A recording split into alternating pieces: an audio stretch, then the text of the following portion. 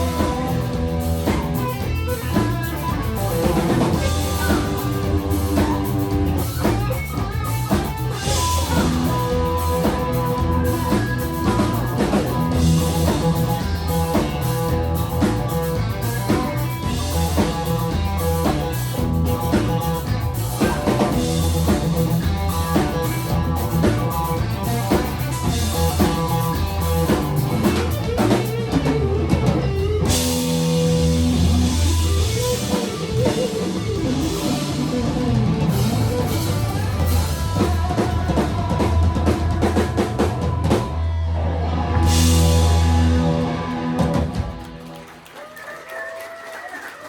to Academy of Tone 191. I'm actually not live today. I'm at a live venue here at the Gdanska in Oberhausen, and this episode is basically pre-recorded. Well, we are all tone nerds in the quest searching for the best possible tone for our guitar to find our own voice on the guitar, and it's an endless search for the ultimate tone. In this episode, I have a few of my friends, Gregor Hilden from Münster, Germany, who is one of the most tastiest blues players that we have here in Germany, and Udo Pipper, who is known as one of the tone masters when it comes to amps and guitars. He's writing a column for Gitarre&Bass magazine here in Germany, but he's also, he's been around and he's doing so many great things. So we will see two long interviews with these two gentlemen, and there is a little story about my journey on my 1968 actually Les Paul Goldtop, which should have been a 1957. So I was flashed by that guitar, and that is the most important thing for me, the tone in the guitar. If the tone is not right, I don't like the guitar. And it has taken me decades to find a Les Paul that I really like. And Peter Weyer was the guy who recommended me to buy this particular guitar, and I have spent almost 10 years in modifying this guitar to get everything out of that as getting close to the ideal tone that I had in my head. Yeah, this is the quest for the tone, and I'm currently on tour with Go Music, and I'm using all the live concerts here to check out the other tone monster, which is the brand new AMPX, and it is still in the making, but it is already on stage, as we can see here, and I'm doing the crash test dummy for you guys and for myself to find all the software bugs and to find out what needs to be improved. But all I can say so far, it's getting there and it's killer. Let me show you the stage for a second so you can enjoy. And this is, by the way, this is Martin's pedalboard, and the most important pedal on this pedalboard is not a verb, it's not a chorus, it's not an octa or a wah-wah. No, this is the most important, the clock. This is where he tells me when to shut off with the solos. Okay, bass amp, and here we go, which is AMPX in tuner mode, so I can tune the guitar. As we can see, nothing needed, straight out to the PA and speaker out. There's my Fat Cat, my 61 Strat, and my spare BluGuitar, and that's all it takes. Yeah, enjoy this episode, and next week I'll be back in the studio, and you see more. Cheers.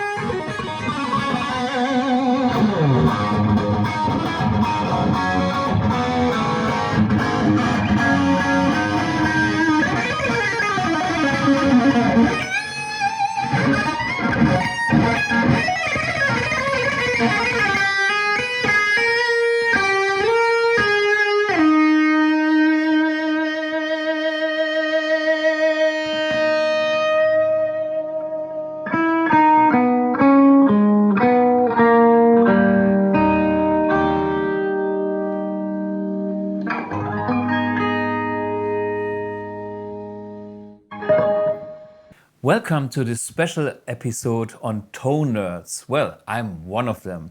But in this episode, I have a couple of my friends, including Udo Pipper, known from Gitarre&Bass magazine and also building his own amps. There is Professor Peter Weihe, Germany's most famous session guitar player of all times, I would say. And finally, Gregor Hilden, good friend of mine, known for great tone and for going all the way, even owning a 59 Les Paul once in his life, double, and Kitty Hawk and whatnot. So I think Andreas Kloppmann to mention, also the guy who is building pickups, including those in this guitar here, which is a 57 wannabe. It's actually a 68 Les Paul converted to that 57 that you just saw at the intro. The guitar in the intro does not belong to me, but it's the best, I would say, 57 that I played. And I found this guitar so fascinating because it has such a nice character. What a great dynamic. Everything for me falls into place. It's got a voice that I love. So that kind of voice makes me feel confident playing the guitar because I can hear the frequencies that I like. And even though I don't own that guitar, such a guitar is always great to play, and it's a good reference because I can memorize sounds, frequencies and stuff like that and use that as an inspiration to fine-tune my own instrument or find different parts for the guitar or ask Andreas Kloppmann to make a certain pickup that kind of gets this guitar closer to the real deal, which in that case would be the 57 Goldtop Les Paul. I have a little video that shows both guitars. It starts with a real deal, and then in the second half you can hear the difference to that guitar at an earlier stage, at a stage where I didn't have those pickups and I had a few other modifications done after this video was taken. So you can really hear the starting point from the two guitars. The all original 57, my reference, and this one. Check that out.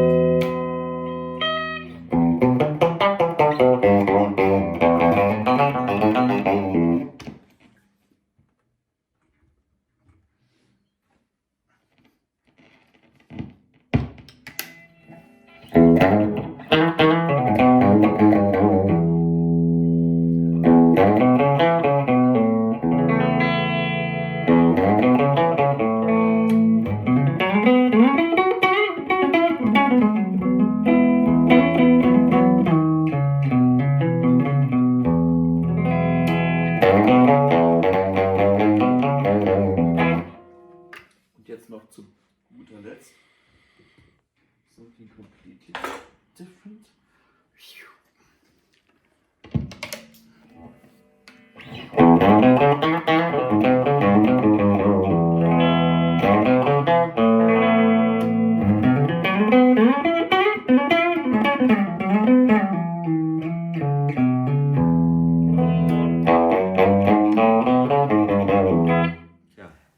Yeah, so there's the truth. And when I play this guitar now, after all the years, after a lot of modifications, it sounds like this.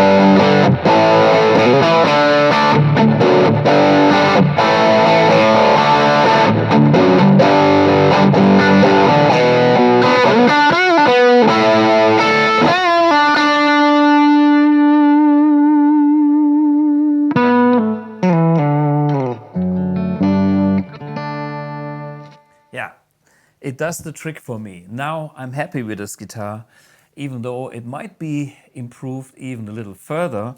But for me now, it's everything is in that zone where I can really enjoy the instrument and have fun with it while playing it. So this is what I'm always aiming at. I'm aiming at an instrument that inspires me to play. I'm aiming at a sound. Basically, it's the instrument, it's the guitar, but it's also the amp.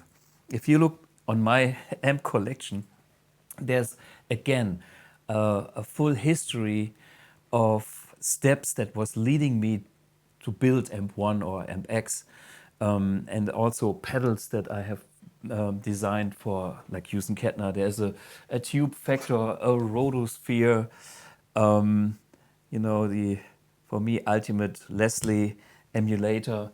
Here is my tube factor. Let's see that one. These are all the so-called tube tools that I've done back in the days with Houston Kettner. And finally, my Replex.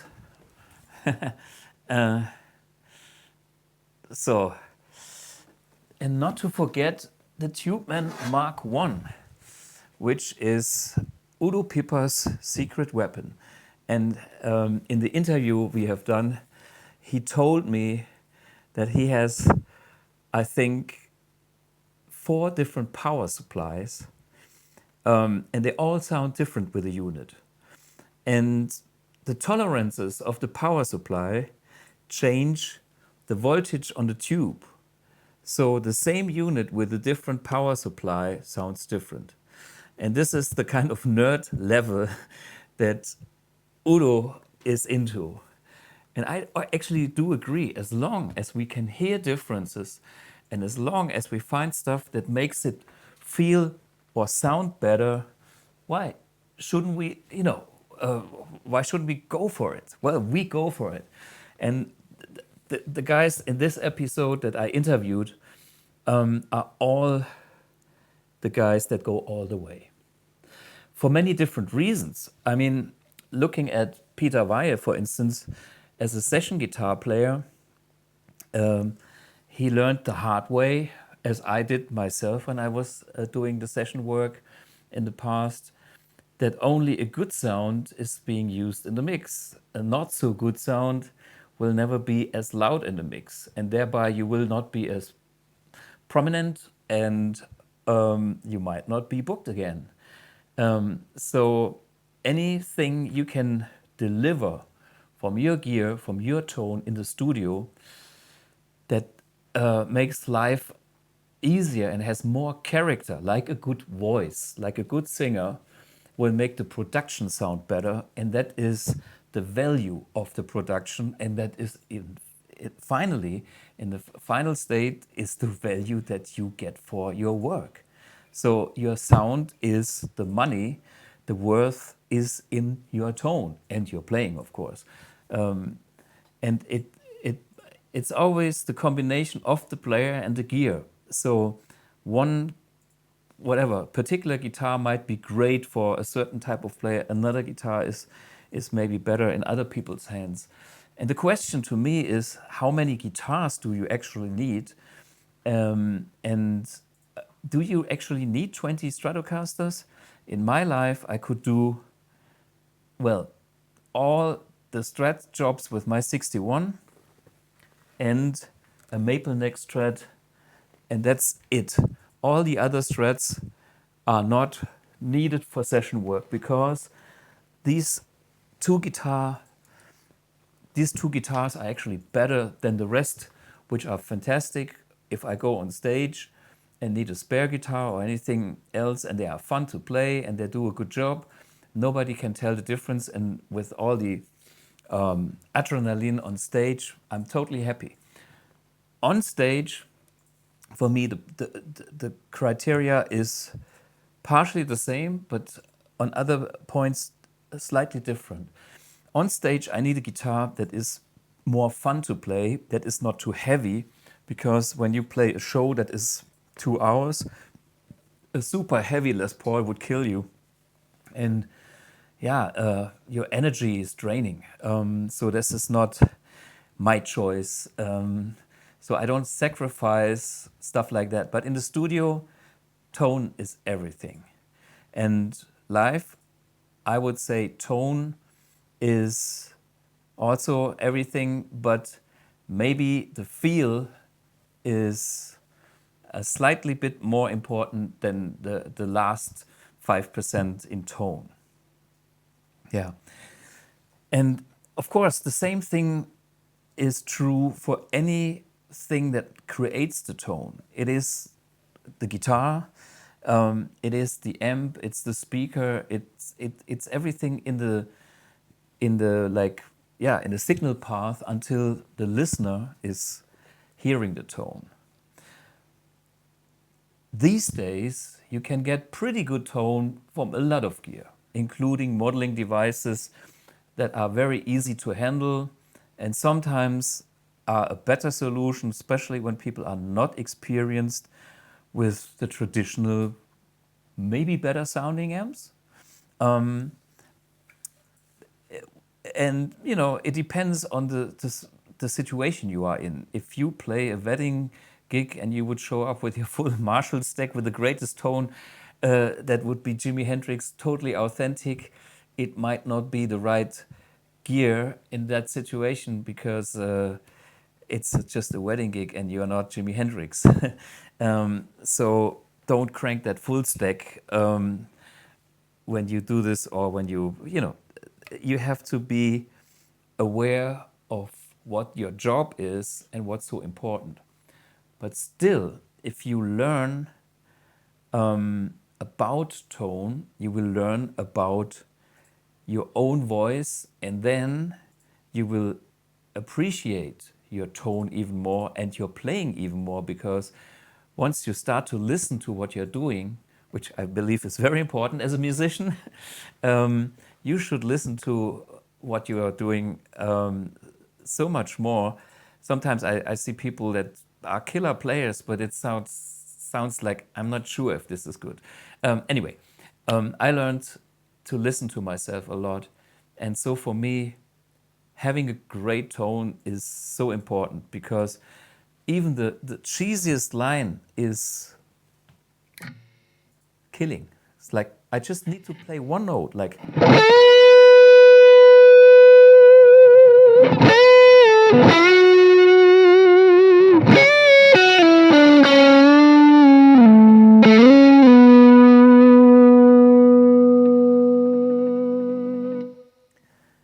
Yeah, there was nothing widdly, and there was no fancy anything. This was just nice notes with a good tone. And then I can work with the tone, like dynamic. I can play, you know, soft.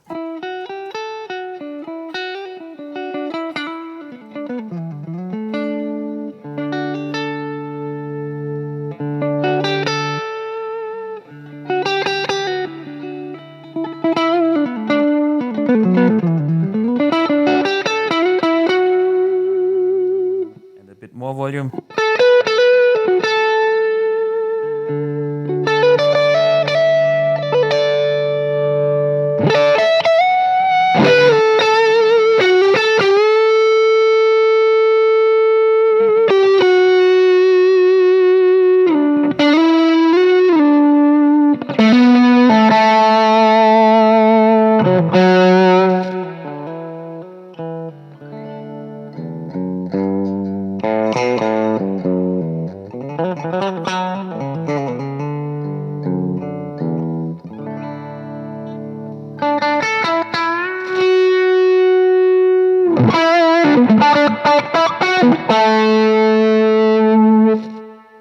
Yeah, for me, the tone is important in any range of the guitar. You know, when I have the volume down and the guitar is clean with this kind of dynamic tone, I have all the frequencies I want. It's like a defined note, and I have a warm, still bright, clean sound, but no harshness. You know, anywhere where I am, any settings on that guitar have that nice tone foundation that makes me confident. It's like, okay, I like what I hear. I know it's gonna sound great. And when you go back to the video where I compared this guitar to the all original, you can definitely tell that this guitar has been improved. Yeah, and in this final version here, we can see a few things that I have done on this guitar, which was a journey going through, I think, 3 or 4 different sets of pickups, all done by Andreas Glockmann for this particular guitar. There's a little video that shows Andreas checking pickups on that guitar.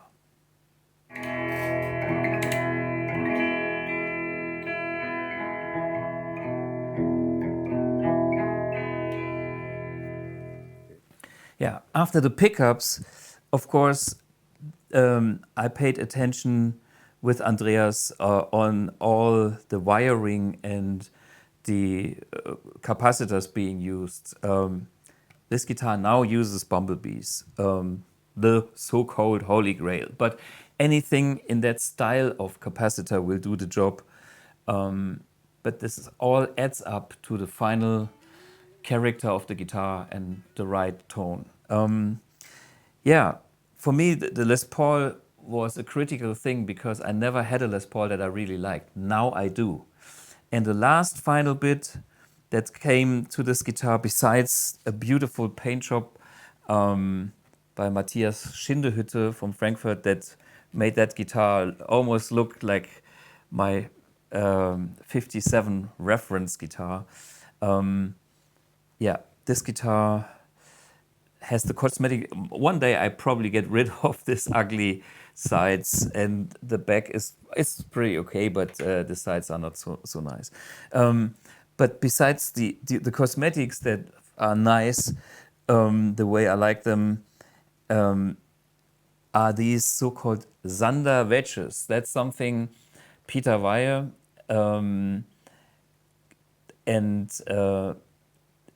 Mr. Zander, who is a guitar luthier, came up with to improve the tone of the bridges. Mahagoni und Rio-Palisander gespielt.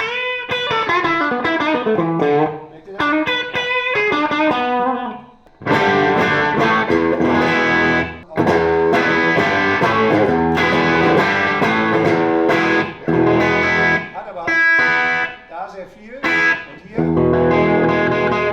da ist sie so ein bisschen schlaff. Und jetzt lass mal gucken. Also gib doch mal einmal Ahorn, damit wir wissen, was dann passiert. Wie sieht das War das noch? Vierer, ne? Das sieht mir nach 4 aus. Ja. Machen wir mal Ahorn nach oben. Das ist dann mehr für den Attack. Jawohl, gut, dass wir die haben. Immer wieder raus. Das Werkzeug. Hier.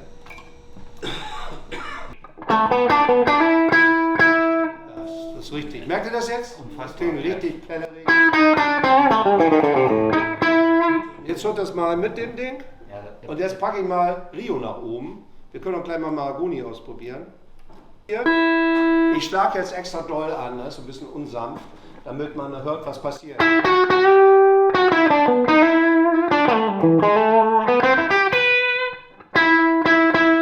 macht mir so tang, tang.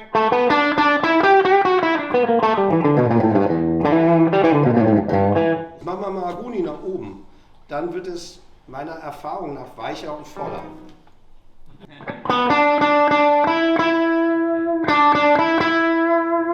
Hat nicht so ein Duck-Attack. Wahrscheinlich das, was du suchst, oder? Ich müsste mal auf der tieferen Seite hören, aber ja. Ich mach mal Ahorn nach oben. Ist das nicht verrückt? Jetzt hat es wieder mehr Gag. Ja, genau. Mehr Attack. Der Ton hängt besser am Anschlag jetzt. Hängt mehr am Anschlag. Aber das andere war voller. Mach nochmal, dreh nochmal um. Ich finde, das tut ihr gut hier. Das klingt. Mach doch mal Folgendes. Dann gib mir doch mal die und die macht die mal voll damit. Macht die unteren Seiten aber mit, die unteren beiden mit Ahorn nach oben. Ja, so, guck mal gucken. Boah. Ja, hier.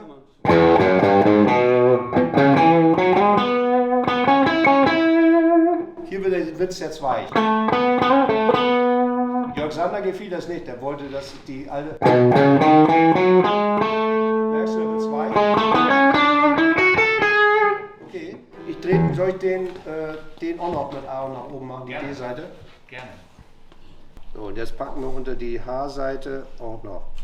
5er, Ahorn. Dankeschön, du bist so aufmerksam. Das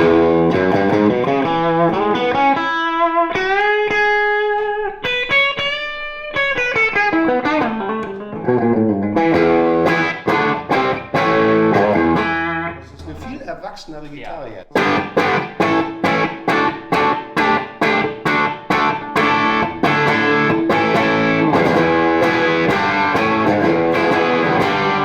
Ich habe vorhin genauso reingetauscht. Das könnt ihr nicht verhängen. Ist das mal unser dummes 80er-Refrain?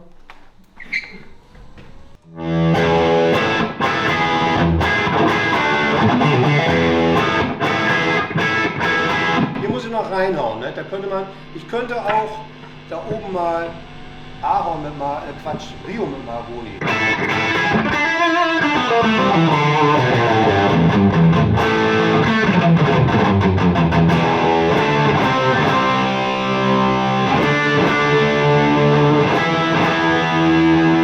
Stehen alle, Seiten.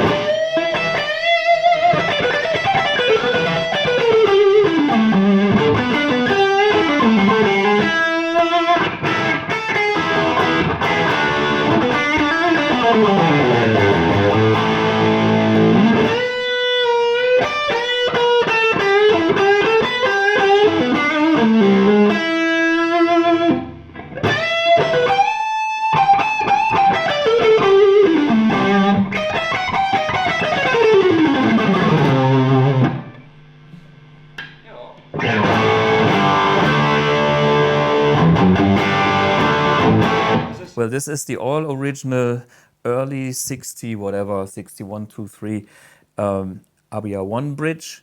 And these wedges go between the top and the bridge. And by having a different combination in wood that couples you can actually fine tune kind of every string here.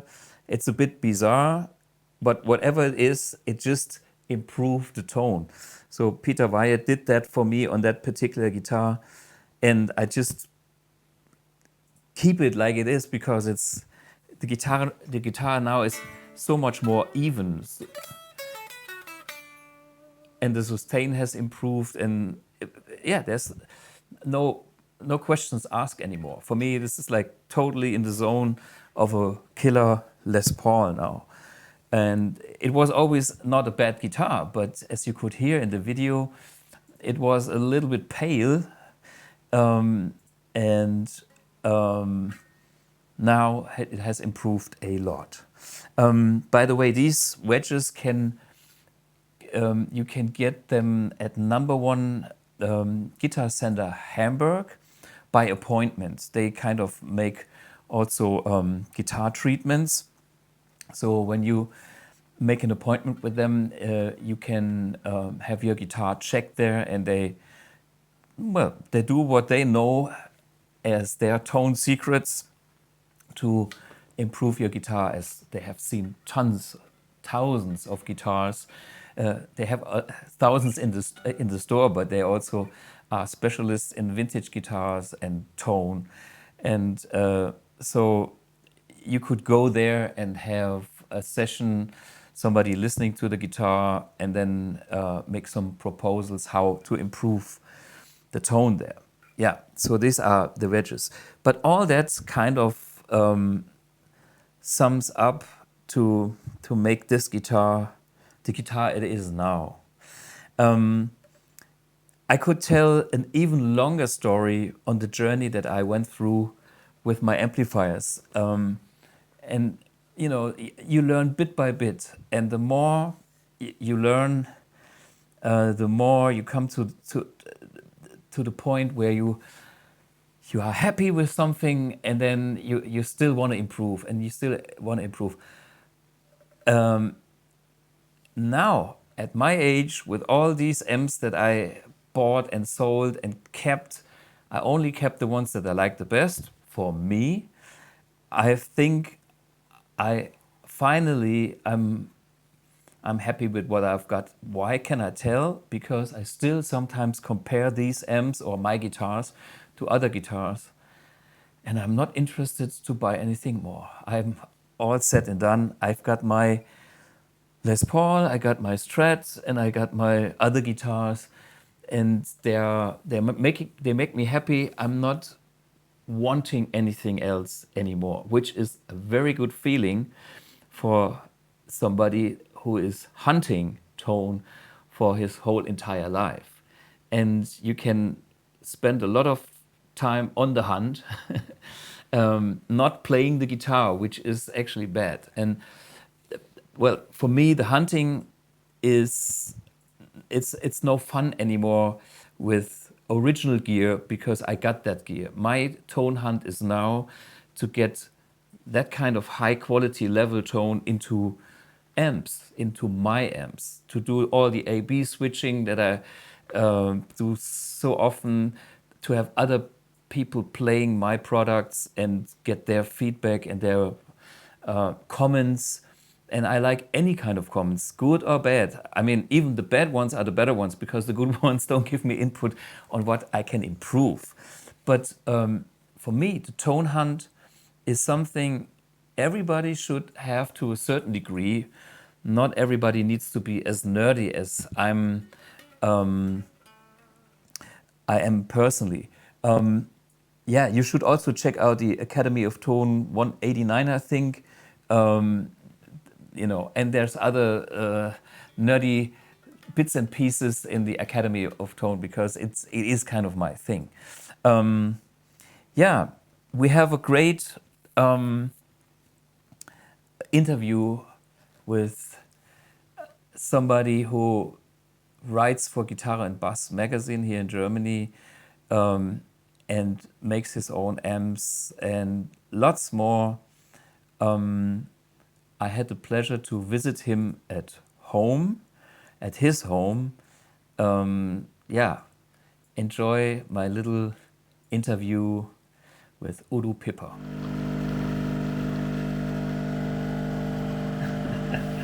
Smoke on the coffee. The barista, Mr. Barista. Okay, let's go. Na, na, na. Hey, even more amps, which is great. Yeah, this is my office and the room in which I work on my amps and make them testing with my customers, and this is the room I'm spending most of my time. Right. There's Acutonics. Yeah. Which is a 2-spring only. Usually I know the 3 springs. Or is this? No, I prefer 2 springs. 3 strings is more complex. Yeah. But most of the time too long. Too long. Okay. It's not. It's very, very long. This is a new acquisition. It's my new Les Paul, which is made by Dr. Nitro in Minsk, Belarus. Belarus, I met the guy as well. And it's a great guitar. Yeah. I mean, look at the... the wood, the aging, but the sound. That's... Yeah, the aging, the look doesn't mean very much, not much to me. It's not so important, because but it's very nice. but the sound is.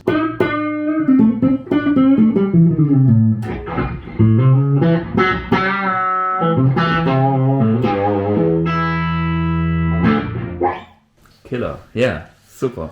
So, what do we have here? We have a few PCBs, but hey, let's sit down. So, Udo, what are your roots? Where are you coming from? How have you been socialized in the music and? That's a long story. I have a brother, which is 6 years older than me, and he was bringing in all the great albums in the end of the 60s. Eric Clapton, Peter Green, Allman Brothers, stuff like this. Beatles, Stones, and when he was not at home, I was listening to his records. So you were first listening, and you didn't play at the time. No. I didn't play guitar, but it was my wish to get a guitar, and I wanted to have one for Christmas, but I got an accordion.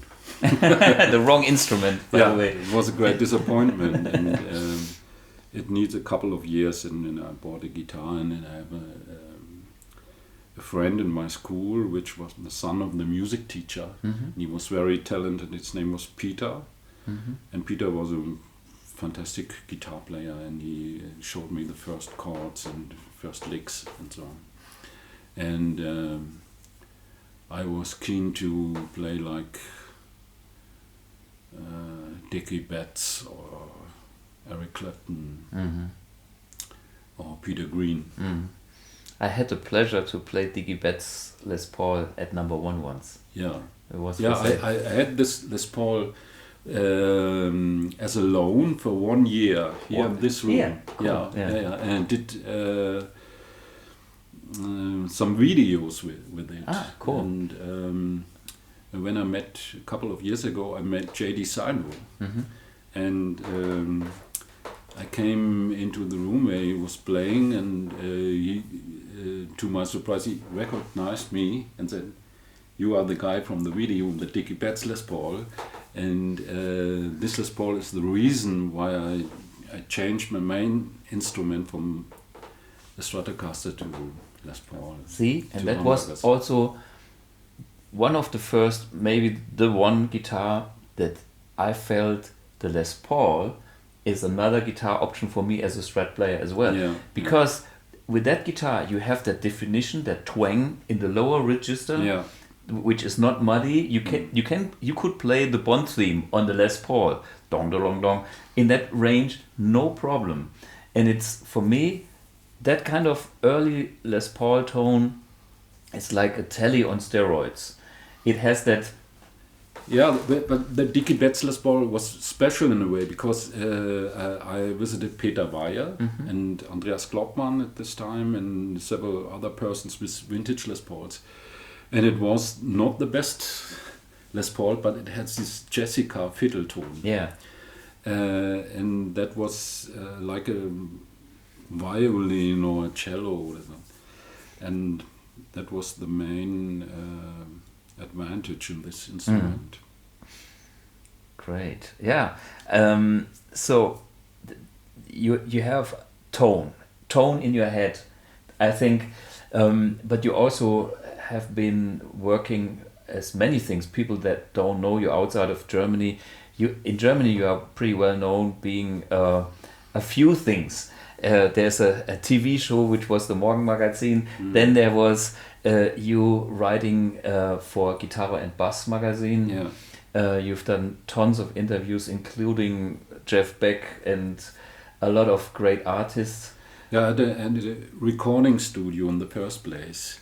And I started it as an absolutely beginner, but my father, he had a shop with early hi-fi equipment, and he told me what good tone is.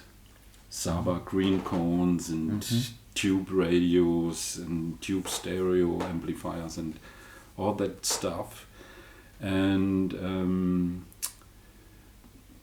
in addition to that, I listen to huge orchestra music, Kurt Edelhagen and Quincy Jones, and even the Winnetou.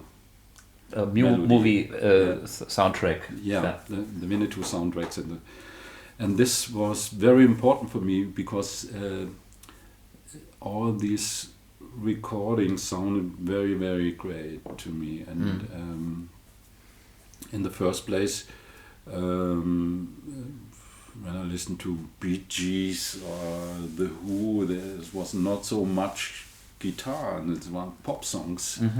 And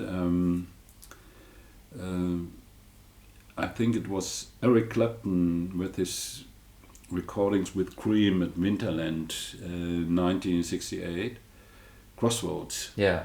And when I listened to that, I got thought bitten by the bug. Yeah, I want to do something like this. Guitar. Yeah. Related.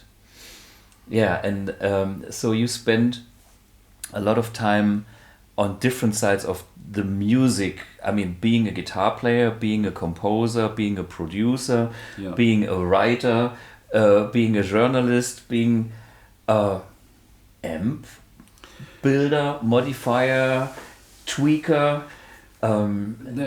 This happened by accident because when I was working in my recording studio, learning everything about tone, someday somebody knocked at the door and I opened the door and it was Aspen Pittman from Groove Tubes. Yeah, I know Aspen. It was in 1989 or 1990 when the wall fell down, and Aspen Pittman rented a little flat in Frankfurt because from Frankfurt he could drive to different cities. Pretty central to Russia, mainly to Russia to buy tubes. Yeah, and so we stayed for several times in Frankfurt, and he heard that we had a recording studio, and he wanted to introduce a tube mic to me. And I remember that as well. I remember he had a bag under his arm with a 1961 Fender twin amp, a brown-faced twin amp without cabinet. Yeah, just the chassis. And he said, this one is broken, it needs repair and restoration, and but I think I don't take it over to my home in Los Angeles. And so he gave it to me for free and said, so boy, you have a lot of... And I said, what should I do with a broken twin amp? And I started to work on it with the help of my father and some friends. And in Frankfurt, in those days, we had a lot of Americans. Yeah, sure, from the army. Who had their own club scene, and American bands. And they brought over all the white Tolex Fender amps and old Stratocaster and stuff. And when they returned to USA, they left their equipment in Frankfurt, and you could buy it pretty cheap. Yeah. In those days. Those days. And so I started to buy Fender amps for 200 or 300 Deutschmarks. And started to work on it. Yeah. And it was need 10 years until I knew what I was doing. Yeah. So when you have customers now, I mean, there's a few amps that you kind of designed for your customers, like 2 models, which is the Reaper and the Diplomat, right? Yeah, I'm building 2 amps. With one of them is the Diplomat, which is here on the table. It's kind of a deluxe reverb, black-faced deluxe reverb with only 1 channel and without tremolo. Yeah, who needs it anyway? Nobody needs tremolo here. And instead it has a mid response and a master volume. And I think this is great because you can find the sweet spot. You can dial in where the amp has punch and lower volumes because people play in smaller clubs today and don't need that much volume. And the other amp is a Tweet Deluxe, which I call Raptor. The Raptor is basically a Tweet Deluxe, which stays cleaner and more stable. That's all. And my work is to find the right balance in tone so that my amps sound good with Telecaster, Stratocaster, Scratches, Les Pauls. So what is a good tone for you? Can you define it? I studied music in Frankfurt, and what I learned is that a good tone is that is open, endless into the sky. Yeah. Not harsh treble. Yeah, of course. Openness. Openness. No boundaries. Yeah. No boxiness. Nothing. It's just the next register is in your throat. And next register is your chest. Your body. It has the resonance in your chest, in your stomach, and in your feet. But the feet you will not hear, but you will feel. You feel it. Yeah. And only all the registers are there. That's a good tone. Yeah, and they need to be in a certain balance as well. In a certain balance. Yeah. Nice. And that's what an old Les Paul. I'm not into old Les Pauls basically, but they had this balance from the basses to the higher registers. It's all there, and it's bass. Even in this tone, there's some bass, and in this tone, there's high end. There's some clarity. Yeah. Clarity. And that's important. Definition. For me. Yeah. In the middle registers, they are very similar to the modern ones, but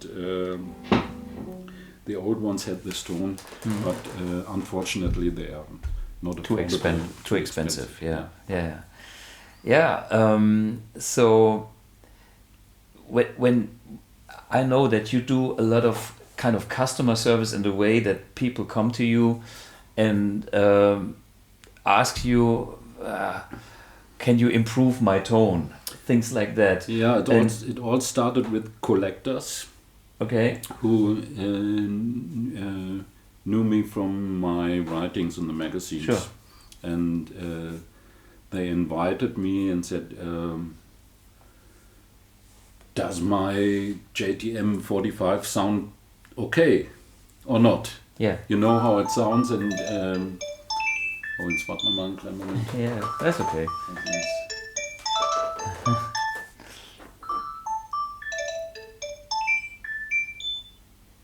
Was heißt denn Expertise machen? Expertise to expertise, kann man das sagen? Make documents, maybe. Ich weiß gar nicht. Warte mal. Also, wenn jemand ein Vintage-Instrument hat und du musst quasi... Man fragt, ob das in Ordnung ist, ob das alles so echt ist. Fuck. Warte mal, ich guck mal gerade, wie das Ding... Ist aber auch nicht so wichtig. Ja. Also, das ist, look at an instrument and approve original something. So, ja. Okay. Ich mach weiter. Ne? Yeah. Okay. So it started with customers who asked me for improvement for their older instruments. Yeah. Is it original? What is changed and stuff like that? And when they noticed that I play the old style guitar sounds, they asked me to play for them. And sometimes they had broken amps, and you started to fix them. Yeah, I started to fix them, and so at some time I started my own homepage.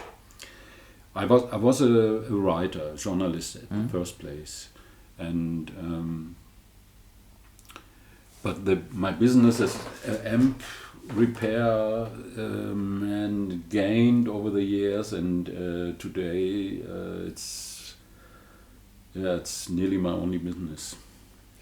But it's your passion, because it's your tone in your head, and you can help people with your experience on tone. Yeah, you see the way I live. I'm 64 years old. I have a nice house in the countryside, and for me this is the perfect life to work at home. Right.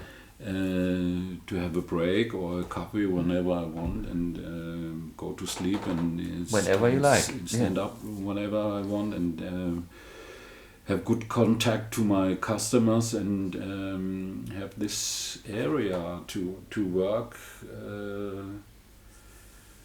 not in a hurry. Right. So when you have a customer, do you ask them about what they want, or how you approach a customer? Yeah, that's most important, because I think it doesn't matter if you play a Marshall, a Fox, or a Fender amp. There's a certain balance, as you mentioned before, in with tube amps. And even when I listen to records, if you listen to Billy Gibbons, you never know which amp he was. Doesn't matter, because it's Billy Gibbons. there's a sort of a good balanced tube guitar tone, and that's what I like to produce with my restorations. And Your own sometimes it really matters if my customer is a jazz player or a blues player or a rock player, so I can do little things to the amps to get more towards the style and the playing technique and the sound that they expect. That's it. Yeah. I think this is maybe the main difference between mass manufacturing of products and customized boutique amp service, because you are way closer to the client, and you can have a decision in every little step, every component you choose towards that direction that suits the customer. Yeah. And if I can show you what is the main difference. All the Fender ratios amplifiers have boards like this. Yeah. Tiny little boards which are soldered from the underside. And you can change nearly nothing. It's on these boards. And it's not that bad in the first place, but if you have to repair it, or if you want to do some moddings, that's no fun. No way, no place for modding. And so I changed these boards to that board, and as you can see clearly, it's better components, and they are all soldered from above. Yeah.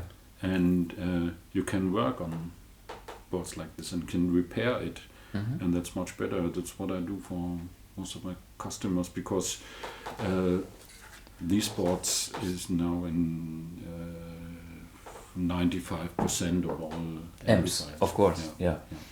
That's standard industry production. That's a PCB. huge part of my work is to do a point-of-point wiring. Yeah, and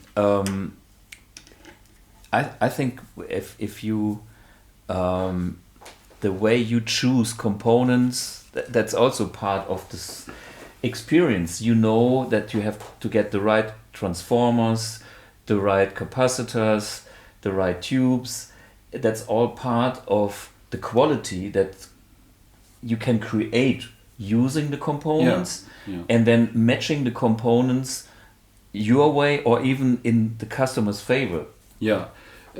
Most important are the speakers and the tubes, but the components can slightly vary, and for the tweed amps I use red Jupiter caps, which sound a little bit darker and smoother. Whereas for blackface amps I prefer like Dumble or other people, or Two Rock, the orange drops, because they are a little more stiffer and more hi-fi rasp. Silver mica here? Silver mica, and carbon comp resistors. Resistors, because they slightly give a richer tone. And I believe in that, and it's my experience. Yeah, I and mean, it was. when I think of all tube, that's the way to do it. Because if you have a modern component like what I do with my SMD components, it would not sound right in this kind of circuitry. Yeah. You have to have a circuitry using the same style to make it work properly. It was designed. Yeah. And then you can, voice it slightly, or even the tolerances that you have. Maybe it's at the end of the scale, or 10% this way, over or under. And then if you like it to have a certain way, you choose the one that is a little bit under the tolerance, because it's guiding you towards that part of the spectrum. Yeah. To balance out things. And that's kind of like cooking, like a chef that knows how to. Yes, and when you finished an amp, for me the work starts. Yeah, I mean to fine tune all those components to get out right frequencies and tone, and it's not that's only sometimes very difficult and needs a couple of days. Yeah, because it's a complex thing. I mean, to have something working is one level, but that's just the first level. Yeah. And then to voice it and double check everything in every respect, that takes time, because there's also the experience, but also the interaction of certain things. If you change this on that side, something happens, and to get it in balance or towards the perfect balance. Well, the voicing is the key word. Yeah. Because I made a phone call to Alexander Dumble 30 years ago, and he told me what he's doing with his amps. He was not so interested in overdrive and reverb, and he was a balance guy, a voicing guy. Yeah. He was interested who you are and the way you play. Yeah. And his fun was to voice an amp which you like and which you feel comfortable with. Play. Yeah. And to me, that's the magic of the electric guitar. If you have the guitar and the amp being a whole thing that suits you, it's like the perfect pair of shoes that you are walking. Yeah. And maybe some shoes are great, but maybe they are great for other people because they have a different size and they are not fitting your feet. So and somebody is hitting hard. Yeah.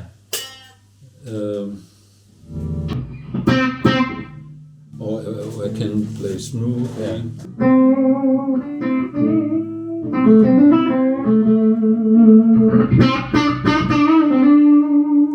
Or I can play with my fingers.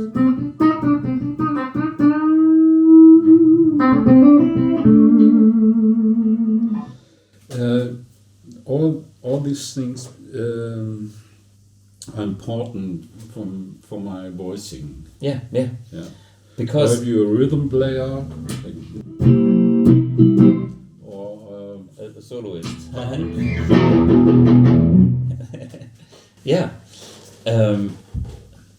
And to me, if you have the whole dynamic and frequency spectrum range of the instrument available, that makes you a player with the full palette of options to express yourself. Yeah. And that's something I sometimes criticize with gear, that kind of narrows the spectrum. For whatever reason, some products I personally think they don't allow to have that expressionness. So that's not for me. Maybe we are old farts and we live in the past, but for me it's still fascinating. It's like a real drum kit versus some electronic drum kit. Yeah. Maybe it sounds good for the listener as well, but it feels shit because I cannot express myself, when I hit hard or soft. And the magic of the electric guitar in the original band setup, it's like an orchestra. And for decades, for hundreds of years, such a orchestra has a power, a sonic power. Yeah. It's a sonic experience. And my experience is that how simpler the amp is, there's the more flexibility you get have in the end when you play Yeah. guitar. If the amp is simple, you can hear the difference between a Strat and a Telecaster and a Les Paul, and you can do things with your hands and your fingers and stuff. I agree. And that's really funny. Yeah. You don't need millions of Knobs. switches and push pulls, and it has to be, well, it has to keep as simple as possible. Yeah, because that's the instrument. Yeah. The rest is options and mostly distract from the real Yeah. aspect. Tone. No? Tone. Hey, any plans for the future? What's I'm planning to make an amp which is a combination between the Tweed Deluxe, the Raptor, and the Blackface Deluxe Reverb, the Diplomat. And yeah, that's the next amp Big project. I will do, and I hope that I continue with building only one amp. Okay, yeah, A Tweed Deluxe with more options. yeah. Yeah, makes sense. And when you look back, I know we had a talk about the Usenkettner tube Tubeman. tubeman. And you just told me that you were collecting power supplies and stuff. Yeah. The funny thing is, I do agree on things like that because knowing how the things work with the transformer inside and the power supply, Yeah. that defines the voltage. That is the high plate voltage on the tube, and when that voltage is at a certain point, there is the magic, as it should be. Yeah, the father of all perfect tube amps for me is the Marshall JDM 45. Yeah. because it has approximately 200 volts in the preamp, and that's a magic Tone, number. yeah. Magic. And a twin reverb has 275. It's stiff. And the Tweed Deluxe 130, It's a little and less. that's Yeah. very dark and Yeah. has very much distortion. And so I think if it comes to clean tones, the JDM 45 is the perfect amp, the best amp in the world. And it feels good to play Yeah, it. yeah. And that's what I always think about. What I'm looking for in amps is also the feel, you know, Yeah. because some amps, when they are feel too stiff and cold, it's no fun to play them, and that makes my playing worse actually, because I'm afraid to dig in. But if the amp has a little sag, it transforms my extra energy into something sonically nice, which is expressive, Yeah. but not harsh or hurting. Yeah, but the magic is the voltage in the preamp and in the power section, and maybe a rectifier tube. And then the voltage drop And with the voltage rectifier. drop, and the Elcos, L caps, yeah. yeah, L caps, and If they are too big It's not and too much. stiff, Yeah. it's not good, and they have to be big enough that the undertone is not too horrible. yeah, and when they're too small, it's you have too much treble and too much compression. Right. Yeah. Hey Udo, I think it's been a big pleasure to look inside your world from your perspective. You're welcome. And it's for me it's always great to see how much dedication and passion to tone lives in Udo Pipper. Yeah. Thank you. Yeah. Thanks, Udo. Cheers. Well, Udo Pipper, what a guy, and a great expert with a lot of experience, years of experience. If you have a guitar that's kind of muffly or something wrong, he's always good to talk to. And some people tell he's a super esoteric guy. I think he's down to earth. He just does what he can hear and where some obvious improvements. And I can follow anything that he has done, even though I'm a little bit on a different planet with my modern amps. But still, we share the same goals. We want the same tone. He is just going his way with the traditional tube amps and what he is doing, which is super handy, all cool.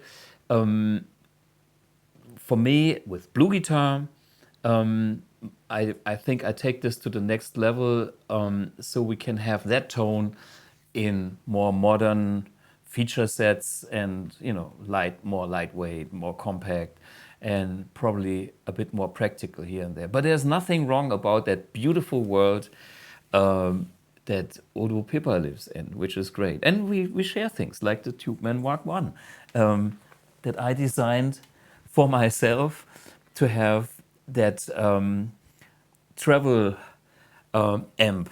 This didn't have a power amp back in the days, but when I came up with the idea in 1991, last century, 91. And if you look at an amp one, I think it's not that big of a difference.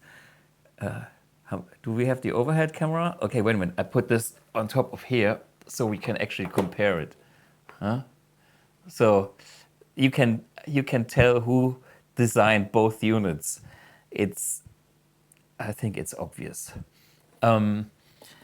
And yeah, Udo still to this day prefers this to any other overdrive pedal on the plat for his tone, which is kind of a JDM 45, a little cranked. So another very interesting tone nerd hunting for the ultimate tone is Gregor Hilden. And Gregor owned a 59 Les Paul and played that for a while until he sold it. And well, the 57 that we heard at the very beginning was always my reference until after 5 59 Les Pauls that I actually didn't like that much. After those 5 59s, I played this one.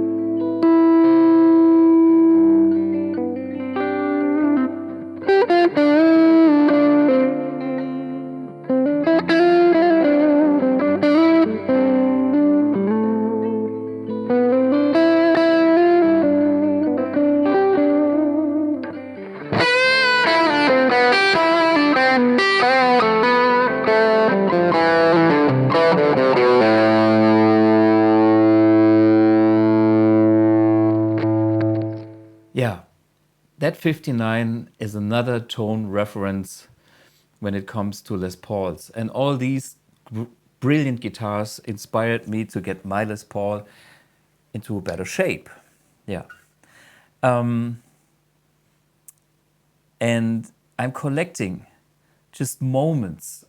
Sometimes I call it a noise. It's just a complex thing. It's a beautiful noise that I get with certain chords or with certain things I do that can happen on these guitars that are inspiring me or so precious or that are special in a way because they make those noises that I want to hear. And that's the good thing.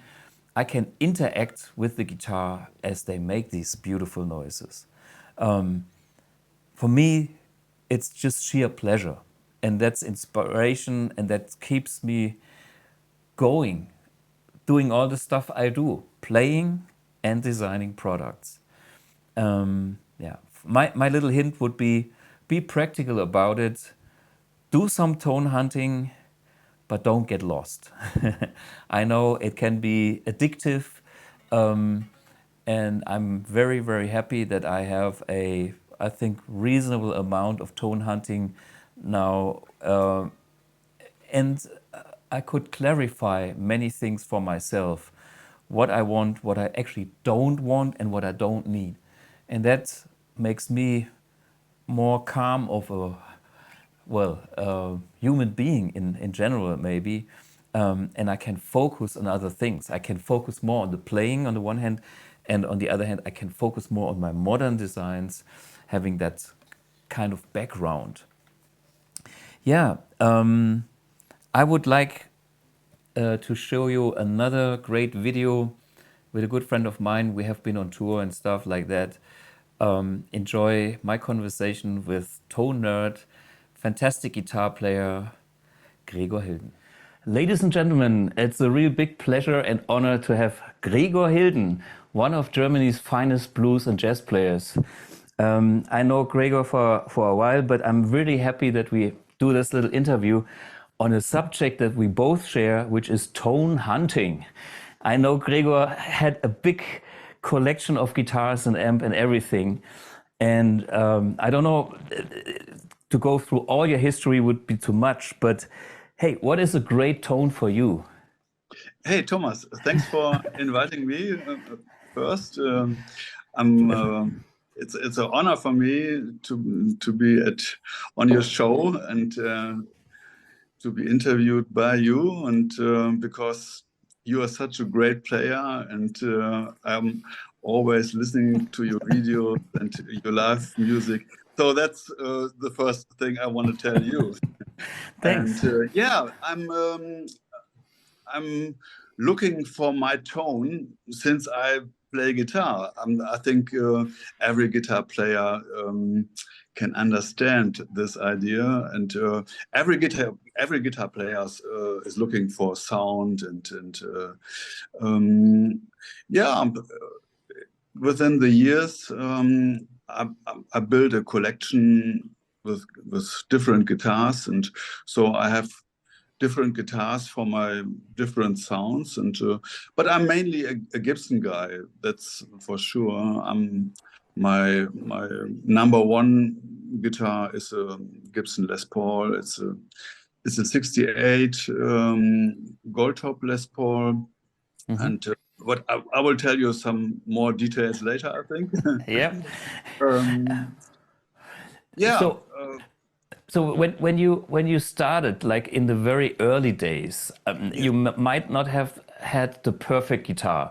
So what was the stuff that was annoying you? What is bad in an instrument for you? And what is the stuff that you are looking for? Oh, that's not easy. I think when I started playing, I had Japanese guitars, of course. Everybody starts with a Japanese Fender copy, and but surprisingly, this guitar wasn't bad. I mean, I was really interested to get the best out of this guitar, but when I started playing, I used very thin strings. That means 0.9 strings and a very low action. Okay. And then after a while, I felt there's something wrong when I play these thin strings and with the low action. I have problems to get out the full dynamic of the guitar. And even on the cheap Japanese guitars, it's important to have a higher action because when you hit the strings a little bit harder, the action has to be higher to get a full sound. And I found that out within the years, and then I changed to 10th strings, and after some years I changed to 11th strings. Wow. And I still play every guitar with 11s since 20 years or so, and for me it's not difficult to play these 11 strings. For me, it feels the same like 10s before, because you're gonna get used to that strength. Yeah, you build up more strength with the hands, and then it's okay. And the tone was really increasing with both raising up the action and playing thicker strings gave me much more tone. That's for sure. And I can recommend to try that. Sure. It feels hard in the first weeks, maybe if you change from 0.9 to 10 or from 10 to 11.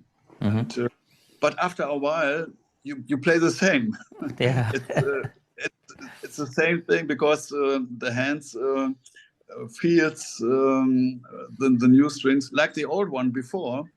And the funny thing is, when you at the thicker level, you go back to the thinner strings, and it's no fun.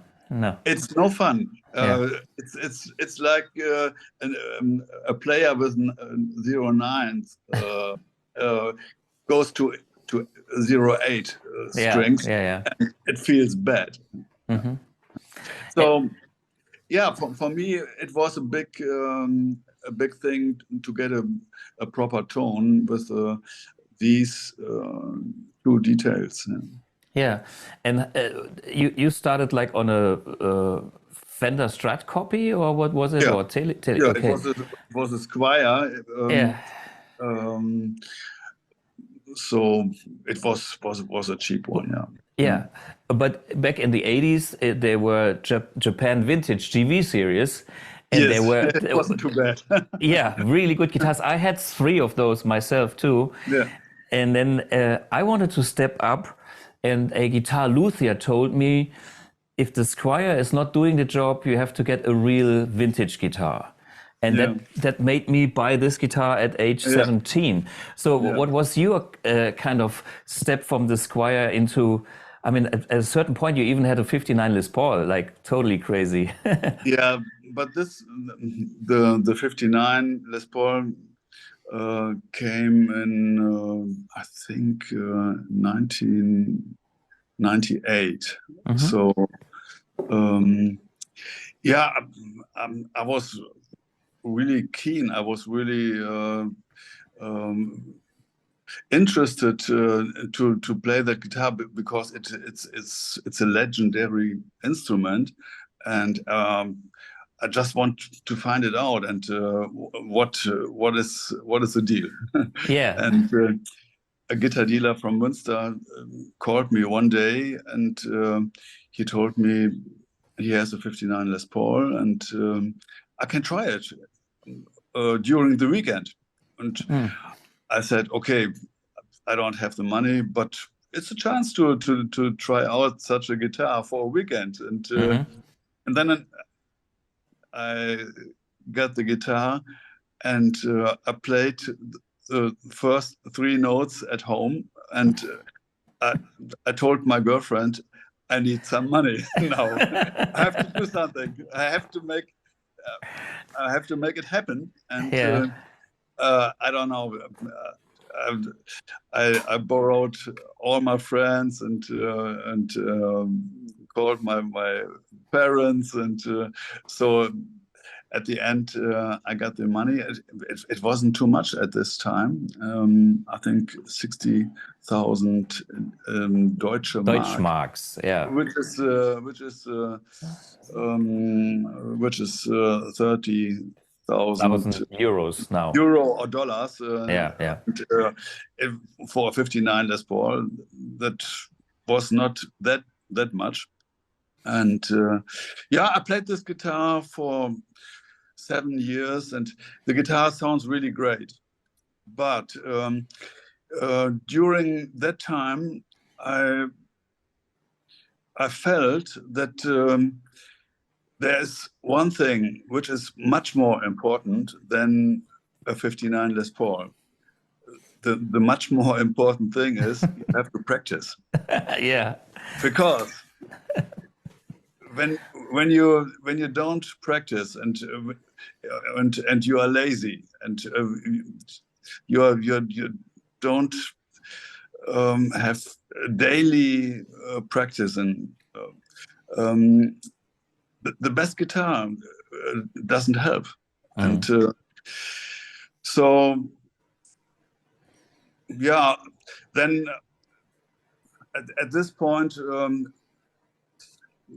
I was in love with this 59 Les Paul, but another collector from Munich asked me if I want to sell this guitar, and he offered me such big money for that guitar that I couldn't resist, and then I sold him this guitar. And when I brought the guitar to Munich, I drove to Munich and gave him the guitar. I saw this very beat up golden 68 Les Paul in the corner, and I asked him, what's about this guitar? And he told me, yeah, you can have it, it's no problem. And, wow. Then this was a fine moment for me, because when I tried this Goldtop, it was clear for me, this is the guitar. Yeah. This, I want to play that the rest of my life. And, I know this Goldtop guitar.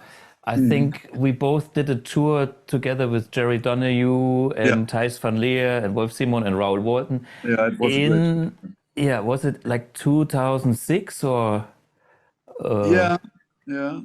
Sometime around, and I remember, of course, we hang out backstage, and of course I checked out your Les Paul, and I know this was a real musical sounding Les Paul. It is. At that time, I didn't have a good Les Paul. I have a story with the same vintage dealer that you just talked about for Münster. I guess it's your hometown, right? Yeah. Must have been in the very, very early days when I was traveling for my first clinics at the early age of, in my early 20s. I was going to Musikproduktiv in Germany, and then I already had that Strat here, and I knew vintage guitars is something. And there were the rumors about this music shop in Münster, and there was actually a Les Paul that was this was kind of the real deal. Maybe it was a 59, maybe it was something else, but this was a killer Les Paul. At that time, if I might be correct, I'm not sure 100%, it's too long ago, it was only 10,000 Deutschmarks, but way too much money for me at that time, you know? It was like... I spent my 2,300 Deutschmarks on this.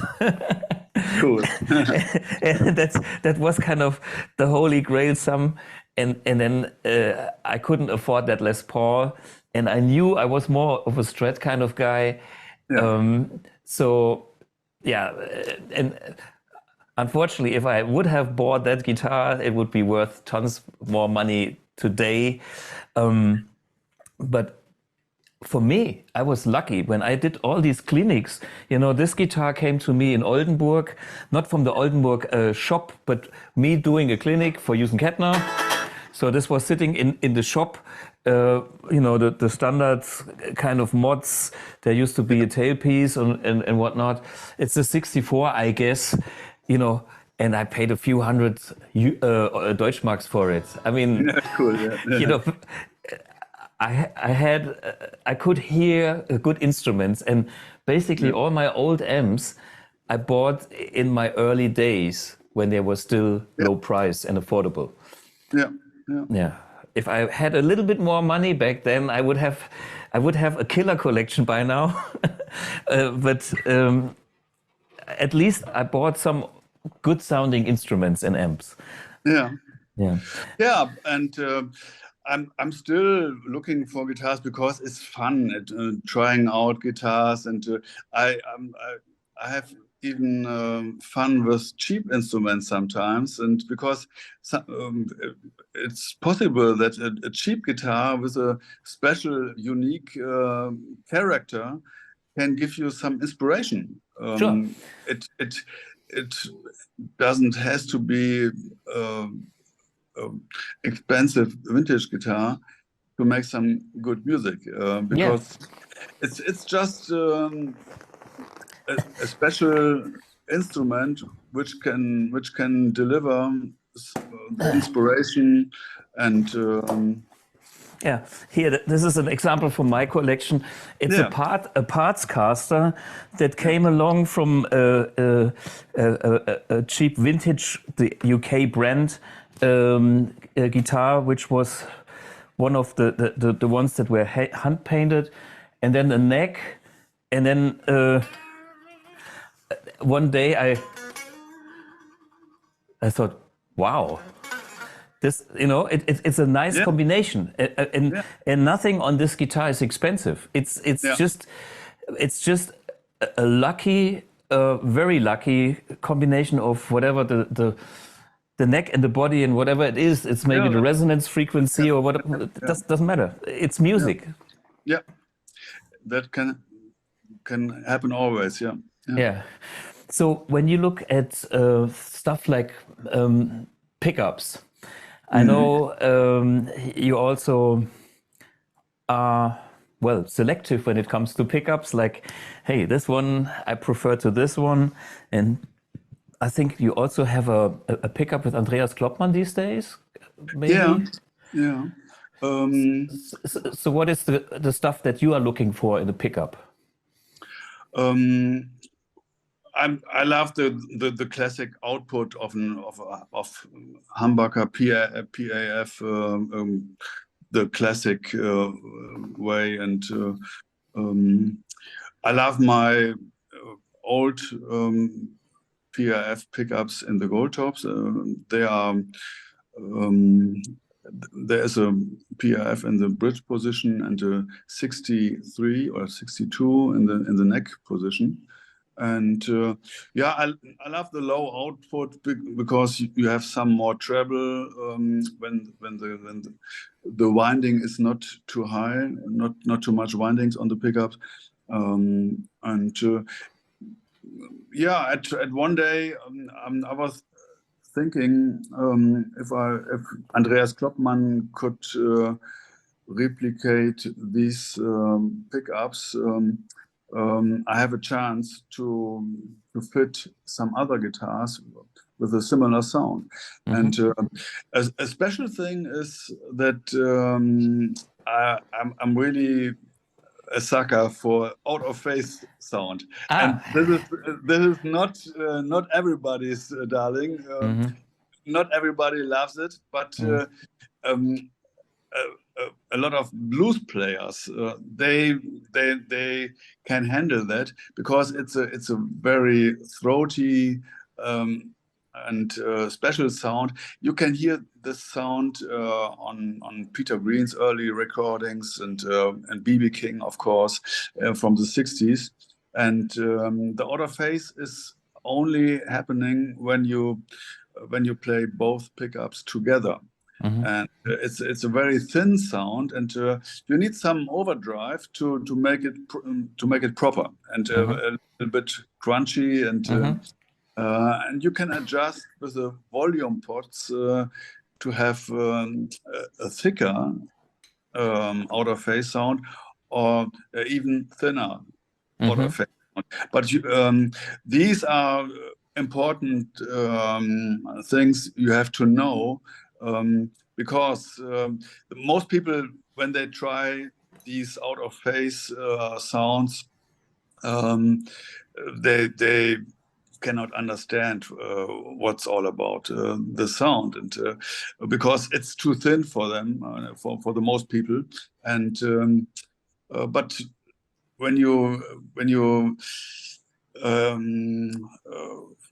try to dial in some details with the volume pots and with some gain from the amp, you can get some really sweet bluesy sounds, and I love it, and I love the old Peter Green tunes when he has his Les Paul, and he's playing always with out of phase sounds. On the Peter Green, do you know the story? Did it happen by accident, or did he do it? Yeah, it was a rumor that it happened by accident, and I think it could be possible. There are some Gibson guitars which came out directly from the factory with outer phase. Most of the ES 355 and 345 from the 60s, they are directly wired this way. And yeah, it was a rumor that Peter Green gave his guitar to a technician once, and then he got it back, and the neck pickup was flipped, but maybe either way, I don't know how it happens. The most important thing is that he made this sound really famous with the old Fleetwood Mac music, and yeah, it sounds great, and you can have some really sweet bluesy tones if you're really familiar to dial in these out of phase sounds. And when it comes to the Gibson guitars, and especially Les Paul, is it 50s wiring, I guess, that you prefer, or? I don't know. You don't know? I don't know. For me, it makes such a big difference. Okay. After all the years being a Strat player, I finally kind of discovered what is the thing in a Les Paul that would work, or that works for me, because I use the volume pot so much, and if it's not 50s wiring, I don't like it at all. It's okay, maybe it is on my guitar, because I got it with a wiring which worked for me great, so I didn't no need to change. But I think here this is what happens when you have the guitar like on 5. It's clean and transparent, and when I break it up. And if I have the modern kind of wiring, it loses all the high end. This is happening on all my guitars, especially on Fender guitars. But I have a different solution for that problem. I always bring 220 picofarad. Treble bleed. Yeah, and that this is working for me. Same with me. I have 250. 250 picofarad, and I use silver mica capacitors, which is the bigger style. Yeah. I believe they sound a bit better than, but that's the treble bleed. I'm so This used. is really important for me because I hate it when I turn down a Fender guitar and the sound goes muffling. Yeah. I have very few guitars where I don't use the treble bleed because on these guitars I love it, and these guitars are the jazz guitars I have. Ah, okay, yeah. And because it makes no sense that when you turn down the volume, that you have even more treble or the same treble amount, because when you use a bigger jazz box, sometimes it's nice to have a more mellow sound while dialing the volume down. And but on every Fender guitar and on every solid body I have the treble beat, and I cannot go on stage without. Same here. Because I use my volume pot a lot for different gain amount, for different distortion amount, and it's one of my signature things, I think, because I love to have lower gain sounds and all the the sweeter kind of gain sounds. Yeah, and to have the volume reduced on the guitar also changes something in the pickups, in the curve, whatever is created. The peak is different. You know, in a single coil there is a typical peak that can be sometimes a bit shrill. Yeah. And you just reduce the volume by a touch, and everything is so much more pleasant. And I totally agree, and use also the treble bleed for the same reason, because I can do it without channel switching if I have my sound only with this. That's And when it comes to amps, I mean, you've been all the way through the amp jungle you had. I mean, lately I saw you more with your beloved Fender. What is it? A vintage Fender? Yeah, I play my Fender 68 Vibrolux reverb since, I don't know, 20 years now. And this is my beloved. I use the Fender Vibrolux in the studio, on stage. I do everything, and I have Occo Diabolo overdrive pedal to get some overdrive sounds. I have one too. Wait a minute, just don't kill the. Cool. Wait a minute. This is the pedal we are talking. Yeah. So, it's a dynamic overdrive pedal that's to me, which is very tasty, because it sounds very natural and organic.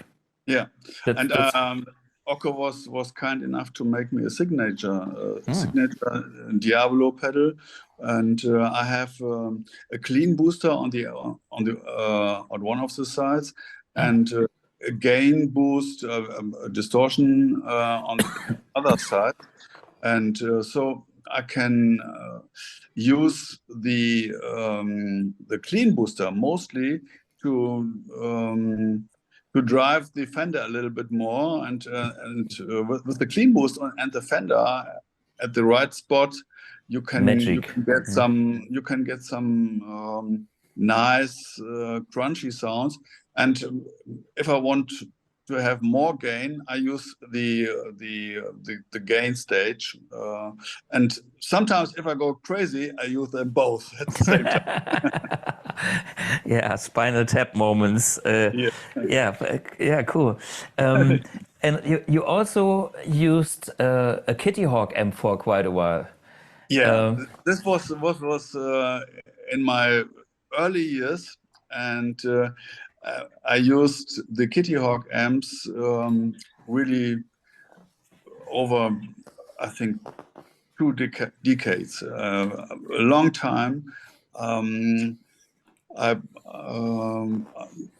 I saw the first Kitty Hawk amp at a friend of mine here in Münster, and I was really fascinated by the sound, because it was, yeah, it sounds like a Fender, but with some power and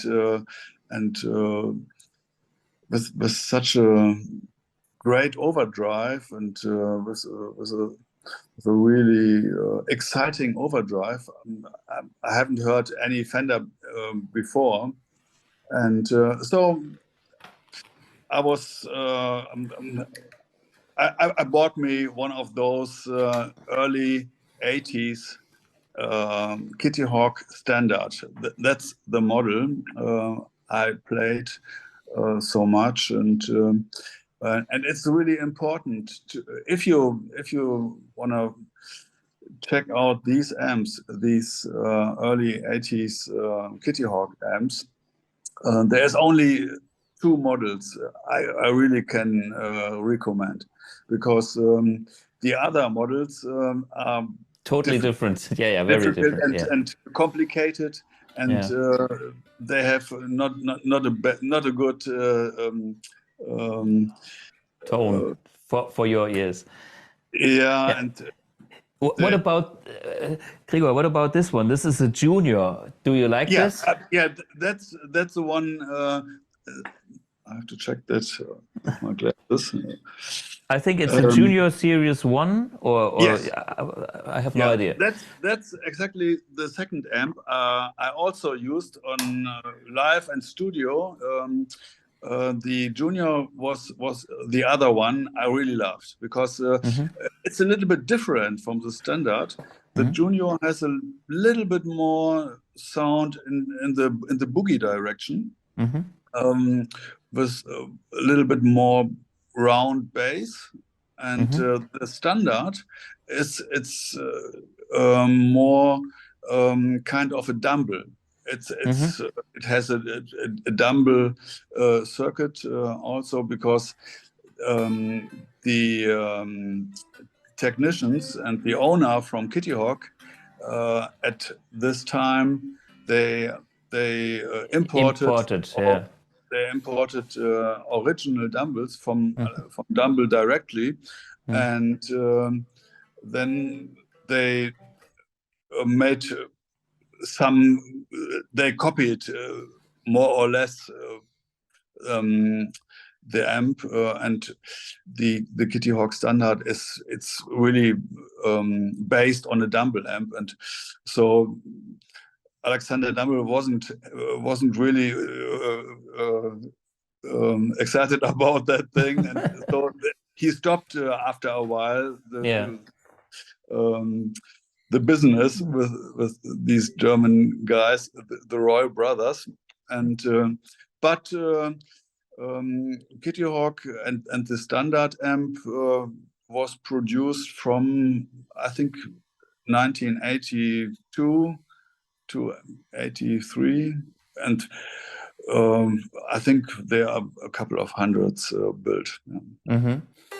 I just played a few seconds here just for fun. Yeah, it's very warm and thick, and it's a very nice sound. And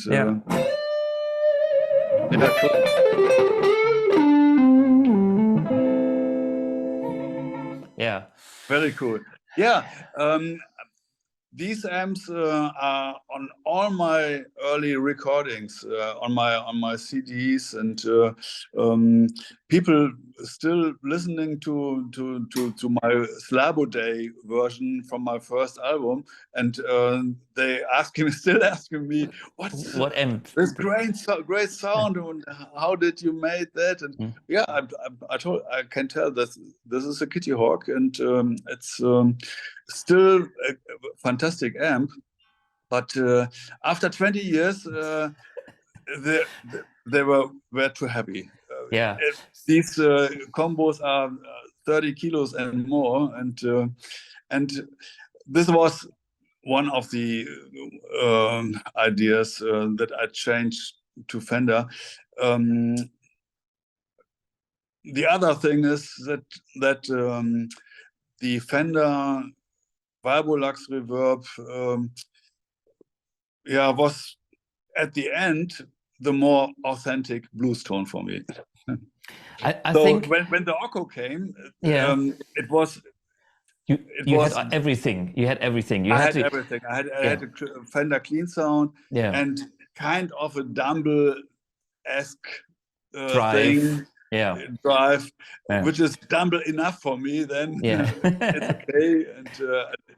And so I stopped playing the Kitty Hawk amps because they do not deliver the Fender clean sounds. Of course, you can get some exciting lead sounds with the Kitty Hawk, but for me it was much more complete with the Fender combo plus the Occo pedal, and much lighter to carry. Totally. I mean, I heard you many times with that Fender, with that setup, and it's just the perfect match for what you are doing. It's like there's no questions asked. It's just like, that's it. Anything else? Do we need anything else? Actually, no. And I had that it is always interesting to check out other things, but and I'm still trying out from time to time. I'm a Two Rock Amplified Nation, and every time I check them, I think, wow, that's great, and then I go on stage and play a Two Rock amp for one gig, and after the gig, I'm thinking, no, I have to go back to my Fender. Go home. I'm used to my Fender, but I have read an interesting remark from Robin Ford. He said in an interview once that it does not matter too much what amp you play. He's playing a Dumble amp from time to time, or mostly, and sometimes he plays a Fender amp. And he said it's much more important that you really know the amp you are playing, and this is the most important thing. And I think he's right, because when I go on stage with a Two Rock, other people like Matt Schofield, they can sound great with a Two Rock, but I can't, because I'm not into that amp. And you have to be familiar with the amp, and I'm familiar with my Fender Valvolux totally now. I can tell. So I can create good sounds because I'm into that stuff, and I have problems when I have a expensive Two Rock, and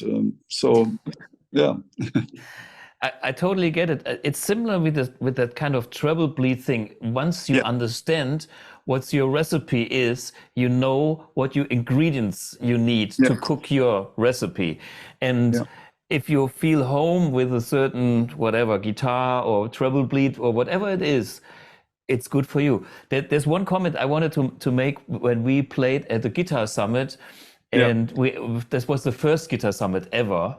Maybe you remember, and then last evening, I have even friends in totally different kind of fields of the guitar world. One of them is a camper employee, and Yeah. he said after you played, it's like, man, this was really good. I think nothing else is needed.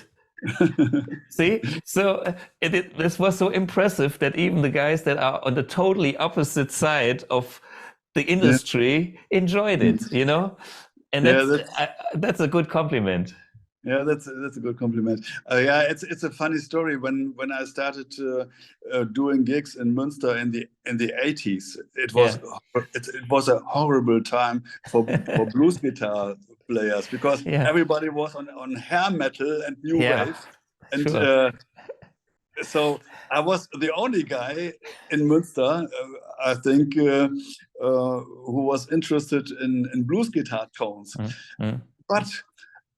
And this is the funny aspect of this story.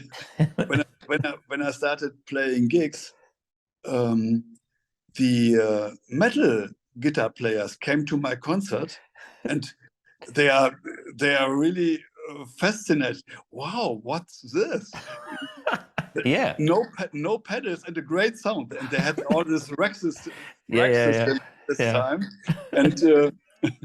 And they came to my concert, and they couldn't believe that. It was really funny, and they told me, "Wow, that's great!" And yeah, but I mean, really back in the days, it was more is more, you know, Yngwie Malmsteen style, like more rack spaces. Your fridge had to have a super whatever simulcast 2x90 stereo power amp and a tri-axis Mesa Boogie preamp and at least 5-6 rack devices, PCM 70 for reverb and a TC2 2090 for delay and the Dimension C 19-inch rack space chorus. Yeah, I never had these kind of, and I never had a guitar with a Floyd Rose or color system. And I never had this because it's not my thing. And but of course, I mean, different thing. I can respect these players when okay. This is a guitar that I didn't buy. This is a Floyd Rose belonging to Alex Bayrott. Alex is, of course, is the total hair metal guy. So, yeah, but he's a great player, and he has some Jimi Hendrix influences as well. And this is also blues. Yeah. So we swapped guitars for a while. So this still belongs to Alex, but it's sitting at my place for the last 5 years already. So I finally have one of those in the house. I'm not using it much, but when it comes to hair metal, I take that guitar and it's really good for that kind of music. And it's 8s. I even have his original strings on it. But anyway, it's fun. For me, it's fun to learn about the different concepts. And as we can see, your concept makes total sense because other people can hear, feel it, once they listen to it. Again, back to your passion of finding instruments, and maybe sometimes you trade some. If I know some people bought some guitars of you. You are having a YouTube channel, which is killer. I remember that teddy bear for the mic stand kind of thing. So if people are interested in that, how can they contact you? I have an online shop for second-hand guitars and vintage guitars, and I love to do this job because I can do my music without teaching or playing wedding parties or so I have my online shop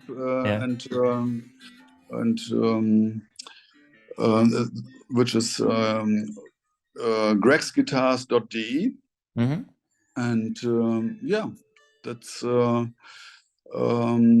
I'm doing almost every day I'm doing videos with each guitars I'm selling, and I'm demoing the guitar, and of course I play blues on these demos, and yeah, it's but I was one of the first guys, I think, on YouTube. I started in 2007. I made the first videos, and there wasn't too much people around which are doing these. So yeah, and I'm still making guitar videos, and I have fun because it's a good training also, because you are jamming and trying out some things, and sometimes some ideas come up, and later you make songs out of them. I make songs out of them. Yeah. And there's one thing that I found fascinating for myself when I listen to these gear demos. I always like that reverb. There is a beautiful reverb on the stuff you do on the demos and also on your records. Is this every time the same thing? Is that your secret weapon, or is this just a standard whatever? Yeah, there are different reverbs on my records. But the funny thing is that the reverb on my guitar demos is mostly from a cheap Behringer mixing deck. Oh, really? It sounds good. It sounds fucking good. I love it. Yeah. This reverb is it's a Behringer Xendix mixing desk. And wait a minute, I think we have the same here. I have to look at my Behringer desk in the corner. What is it called? No, X5 and Henix. Henix? What is it called? Let me check. It's the secret, the holy grail secret now is Behringer. Yeah, it's a 1002 FX. Okay, no, I think this is Xenix 1002 FX, and the reverb program is number 7, and it's a great reverb. Okay, I have to check that, because this is a Henix 2200 whatever, bigger number, but it's also Henix, and you say the reverb is 7. I will check that out. So 7 is the magic number. Yeah. Okay. And I always combine this mixing desk reverb with a little bit of spring reverb in the amp also, but sometimes not. The spring reverb is just a little bit inside the mix, and yeah, in the studio it's different. In the studio on my last organ trio recordings, I have a 9-Naber wet reverb on my pedal board. And normally everybody is telling don't record the reverb when you record a solo, because normally the people are adding the in the studio in the mix. In the mix. But I found out it's different when you record with a pedal. The guitar speaker has an impact of the reverb also, and it sounds different. And I love the 9-Naber wet reverb. 9-Naber, it's an American pedal, and I'm sure you have heard from this. Yeah, sure. I don't have it here, so I'll check it out next time. It's very bright. It's very it's deep and has some nice treble. I'm really looking for nice treble in the reverb. That's Are you that kind of plate reverb kind of guy, or is it more room? I mean, I'm a plate guy. I was plate, go. Yeah, I think it's a plate kind of reverb,